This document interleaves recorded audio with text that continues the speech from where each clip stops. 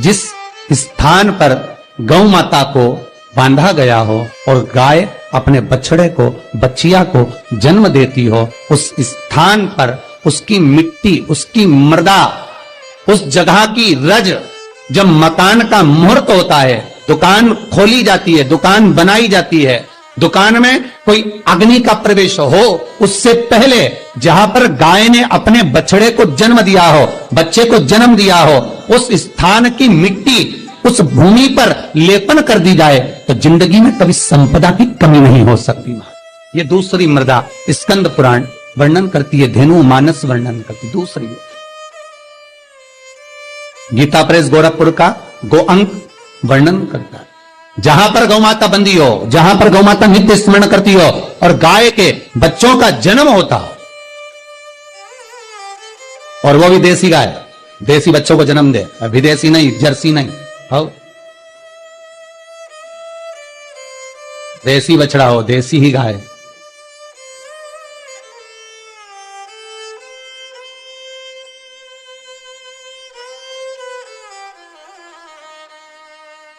महाराज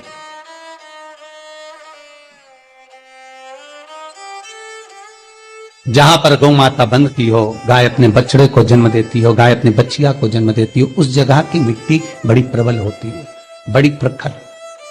यहां तक शिव महापुराण की कथा कहती है, स्कंद पुराण कहती है, धेनु मानस कहती है, गीता प्रेस गोरखपुर का गो अंक वर्णन करता है। महाराज गौ माता के खुर, गौ माता के चरण जहां पर नित्य प्रति पढ़ते हो, नित्य प्रति पढ़ रहे हो, ताकि आप अपडेटेड रहें हमारे हर एक वीडियो से। चरण पड़ने पर गौ माता के खुर में से गोलोचनी निकलती है हमारे। वो गोलोचनी सफेद कलर की होती है, सब्सक्राइब करें उसको चैनल पर। आप ऐसे पटक देंगे तो बिल्कुल ऐसा लगेगा जैसे लकड़ी है, पर वही गोलोचनी को आप दूध में डाल देंगे तो चलना चालू कर देती है। उसको कहते हैं गोलोचनी। गो अंक में वर्णन है इसका, स्कंद पुराण में इसका वर्णन। जिस जगह पर गाय बछड़े को जन्म दे, बच्चिया को जन्म दे, और जन्म देते समय पर गौ माता को जब कष्ट की अनुभूति होती है, जो कष्ट जैसे एक नारी का कष्ट होता है, वैसे ही गौ माता का कष्ट होता है।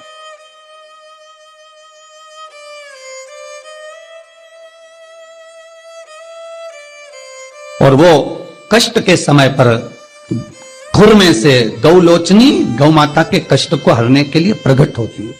उस गौलोचनी का जिह्वा से गौ माता चाटन करती है, चाटती है, और चाटने के बाद जो बछड़ा जन्म देती है, उस बछड़े को अपनी जिह्वा से एक बार चाट लेती है।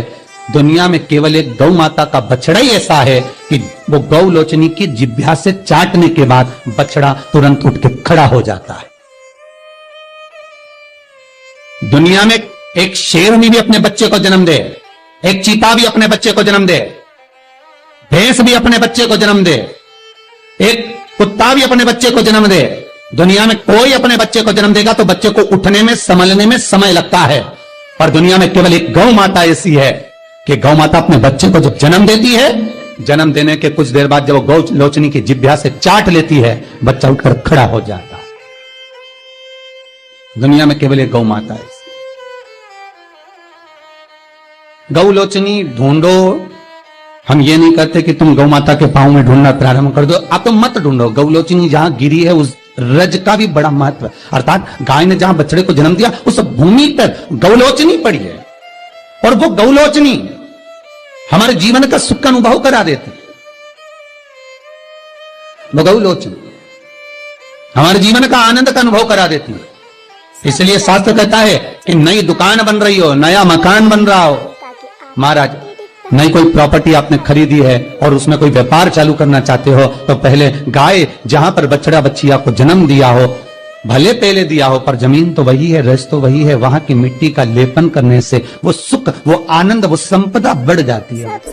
यहां तक शिव महापुराण की कथा कहती है, स्कंद पुराण यहां तक कहती है कि मान लो कोई नया मकान आप बना रहे हो और वास्तु वाले को दिखा कर बनाया है, तो भी उसमें कोई कमी अगर रह गई, क्योंकि आज वास्तु वाला नहीं बोलेगा तो 15 दिन बाद दूसरे वास्तु वाले को दिखाओगे, वो कह देगा इसमें ये गलती है, तीसरे वास्तु वाले को लगा वो कह देगा वो गलती है। और जिस वास्तु वाले से मकान बन रहा है वो तो क्या मैंने बढ़िया सब देख कर बताया बनाया, एक एक वास्तु के हिसाब से बनाया, तुमने भले वास्तु के हिसाब से बनाया, तुमने भले वास्तु के हिसाब से बनाया, पर चैनल वास्तु जितने वास्तु वालों को बुलाओगे वो कुछ ना कुछ एब उसमें निकाल ही देंगे, ये पक्का वीडियो से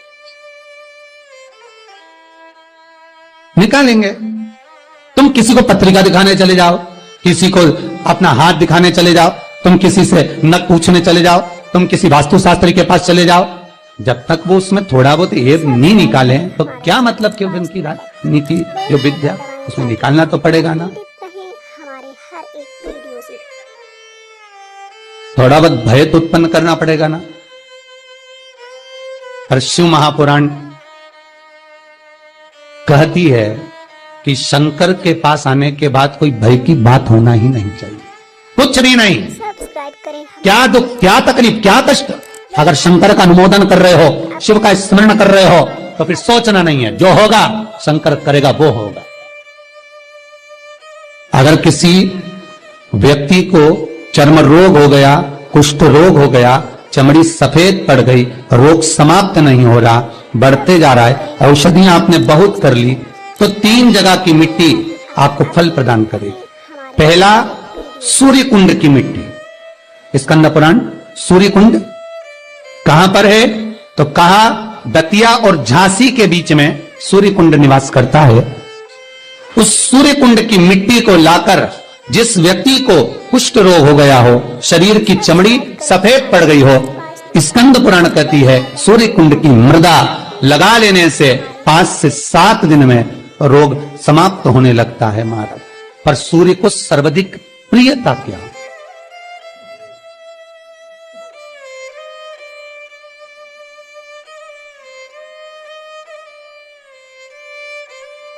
सब्सक्राइब करें हमारा चैनल। सर्वाधिक प्रियता सूर्य को क्या, आप अपडेटेड क्योंकि सूर्य तपता है, तो उस तपन को मिटाने के लिए सूर्य देवता के शरीर पर गाय का घृत मला जाता, जैसे शनि को तेल लगाया जाता है, सूर्य को घृत मला जाता। इसलिए सूर्य कुंड का एक नियम है कि सूर्य कुंड पर से अगर मिट्टी लेकर आते हैं, शरीर पर लगाने के बाद जब शरीर का चर्म रोग समाप्त हो जाए, सफेद चमड़ी अपने वापिस रंग में आ जाए, तब आप जितनी कामना कर कर आते हैं उतना घी उस सूर्य कुंड के पास में डालना पड़ता है। 1 किलो, 2 किलो, आधा किलो, 250 ग्राम, 25 ग्राम, 50 ग्राम, जो आपने कामना करी है उतना चढ़ाना, पर वो घी गाय का होना चाहिए। और उस घी का प्रयोग कोई नहीं कर सकता। इसलिए आज भी स्कंद पुराण में तो केवल सूर्य कुंड का वर्णन है, घृत का वर्णन है, पर स्थान आज भी झांसी और दतिया के बीच में जो सूर्य कुंड विराजमान है, आज भी वहां पर कुंड के पास में एक घी का कुआं है जिसमें घी डाला जाता है, पर उस घी का प्रयोग कोई दुनिया का व्यक्ति नहीं कर सकता। जो करता है वो शरीर में फफोले पड़ जाते हैं और बाद में सड़कर मर जाता है। हमारा channel Vastu fact, bell icon दबाएं ताकि आप अपडेटेड रहें हमारे घृत है, हर एक वीडियो। पर गंध नहीं, घृत है। 3 जगह की मृदा जीव को सुख का अनुभव कराती है। पहला सूर्य कुंड। महाराज श्री शिवाय नमस्तुभ्यं, श्री शिवाय नमस्तुभ्यं, श्री शिवाय